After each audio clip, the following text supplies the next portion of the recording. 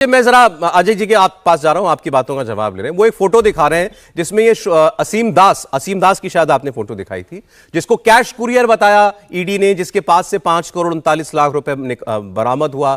और ईडी ने जो बताया कि ये कह रहा है कि मुझे ये पैसा भूपेश बघेल को देने के लिए कहा गया था। उस व्यक्ति की तस्वीर वो रमन सिंह के साथ दिखा रहे हैं। तो कह रहे हैं कि क्या आप रमन सिंह सफाई देंगे कि ये इस व्यक्ति को वो कैसे जानते हैं? अजय आलोक जी।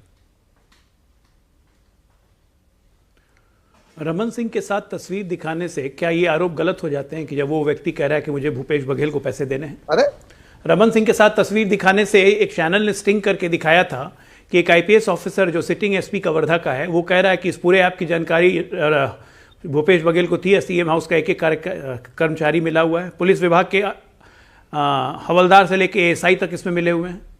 क्या ये बोलने से रोहन गुप्ता जी आपके आरोप ये धुल जाएंगे कि 4.5 साल से ये चल रहा था, आपको जानकारी थी, राज्य सरकार के पास शक्ति है आईटी एक्ट के तहत इस ऐप को बंद करने की, तब भी आपने बंद नहीं किया।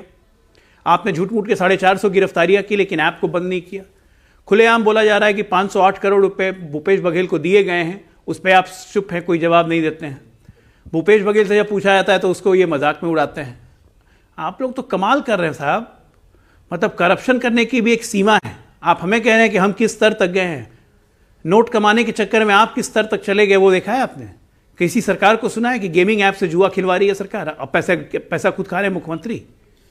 चारा तो चारा, गोबर तक में घोटाला कर दिया वहां छत्तीसगढ़ में। कोई चीज छोड़ा है छत्तीसगढ़ में? कभी सुना था कि कोई मुख्यमंत्री प्रति टन 25 रुपए लेता है घूस?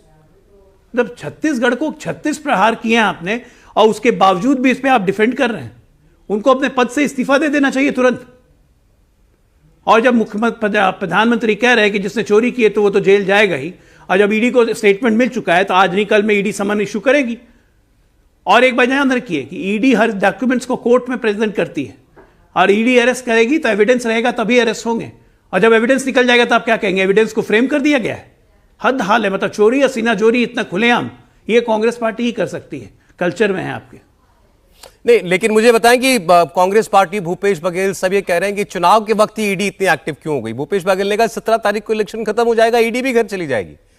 सब जितने बीजेपी के नेता बोल रहे हैं सब आरोप भी भूल जाएंगे, क्योंकि जो मकसद है वो चुनाव में हल होना है। वो तो 17 तारीख के बाद, 17 तारीख के बाद या 17 के पहले ही हो सकता है समन आ जाए। ये तो मैं आप नहीं जानते, ये तो ईडी तय करेगी। और आज तक इतने भ्रष्टाचार के केस चल रहे हैं कि क्या चुनाव के बाद खत्म हो जाते हैं क्या? सोनिया गांधी, राहुल गांधी बेल पे क्यों हैं? नेशनल हेराल्ड केस में खत्म हो गया केस।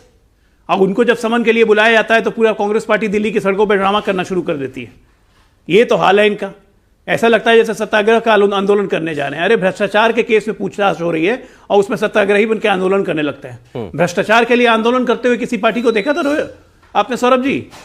ये देखिए नए नए आयाम लोकतंत्र में ये सेट करने के लिए निकले हैं ये, कि हम भ्रष्टाचार के लिए पूछताछ अगर हमसे की जाएगी तो हम उस पर आंदोलन करेंगे। वाह।